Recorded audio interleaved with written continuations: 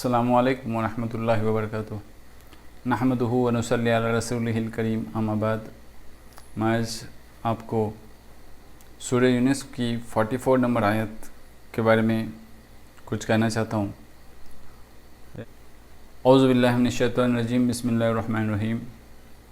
ان اللہ لا یظلم الناس ولکن الناس انفسہم یظلمون، یعنی اللہ بے شک لوگوں کے اوپر ظلم نہیں کرتا مگر لوگ اپنی جانوں پر ظلم کرتے ہیں۔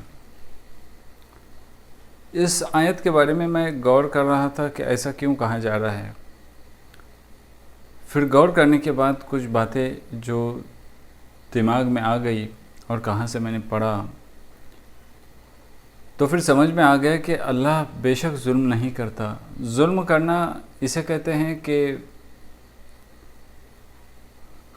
اپریس کرنا، سپریس کرنا، یہ بھی ایک ہو گیا، یا تو پھر کسی چیز کا رتبہ گھٹا کے اس کو نیچے لانا، یا نیچے سے رتبہ گھٹا کے اس کو اوپر لے آنا، اس کو ظلم کرتے ہیں۔ ظلم شرک کو بھی کہتے ہیں، مگر یہاں پہ ظلم شرک کے معنی میں نہیں استعمال ہوا ہے۔ یہاں پہ جو ظلم ہو گیا ہے یعنی ٹائرنٹ بننا، یعنی جبار بننا، یعنی کسی کو اپریس کرنا، اللہ ایسا نہیں کرتا ہے۔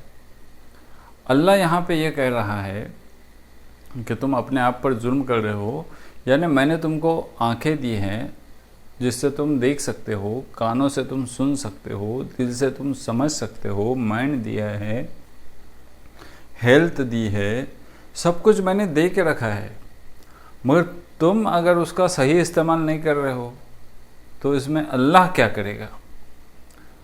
اگر تم نے یہ ساری چیزوں کا صحیح استعمال نہیں کیا تو اللہ اس کا تو ذمہ دار نہیں ہو گیا نا کہ تمہارے ساتھ کچھ برا ہو رہا ہے۔ اگر تم نے اگنورنس کو ہی پسند کر لیا، یہ کہہ دیتے ہیں نا کہ اگنورنس از بلیس، نہیں ایسا نہیں ہے۔ اگنورنس یہ ہلاکت ہے، اگنورنس از ڈسٹرکشن۔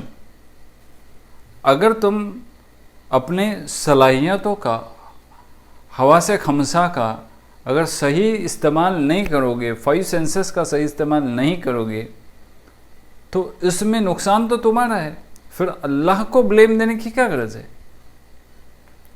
تو اللہ فرماتا ہے دوسرے ادھر کہ ذالک بما قدمت ایدیکم وان اللہ لیس بظلام للعبید، یعنی یہ جو کچھ کمائی ہے نا، جو تمہارے ساتھ برا ہو رہا ہے، وہ سب تمہارے ہاتھوں کی کمائی ہے۔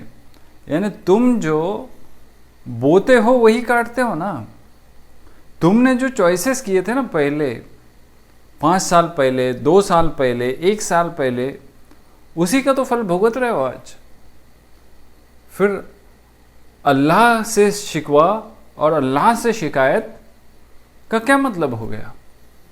اگر دھوبی سورج سے عداوت کر لے، اگر بیمار ڈاکٹر سے دشمنی کر لے، اگر اسٹوڈنٹ یہ اپنے استاد سے، ٹیچر سے عداوت کر لے، دشمنی کر لے، اینیموسٹی، ہیٹریٹ پیدا کر لے، اگر مچھلی پانی کو اپنا دشمن سمجھنے لگے تو ہلاک کون ہونے والا ہے؟ ہلاک تو وہی ہوگا جو چیزیں دی گئی ہے اس کا صحیح استعمال نہیں کر رہا ہے، اس وجہ سے ہلاکت ہے۔ تو اللہ یہ کہتا ہے ما یفعل اللہ بعذابکم، اللہ کو کیا غرض ہے کہ وہ تم کو عذاب دے؟ کیوں اللہ پنش کرے گا تم کو؟ کیوں اللہ تم کو ریسورسز سے محدود رکھے گا؟ تم نے کبھی سرچ ہی نہیں کیا؟ کیوں اللہ تمہیں عذاب دے گا اگر تم اس کے اوپر فیتھ رکھو اور اگر تم گریٹفل رہو اس کو، تو تمہیں ایسے افلیکشن میں کیوں مبتلا کرے گا؟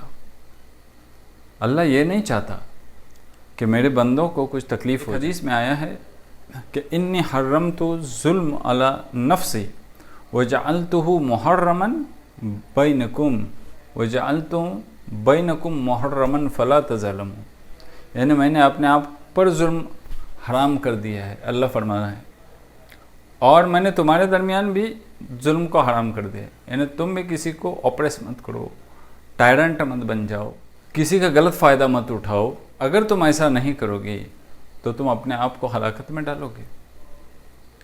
तो ये मतलब मैं इसको समझ गया कि अल्लाह जुल्म किसी पे नहीं करता है, मगर वो उसके हाथों की कमाई रहती है जो उसने किया होता है। What he has sown he will reap surely, either in this world or in the hereafter. Thank you very much.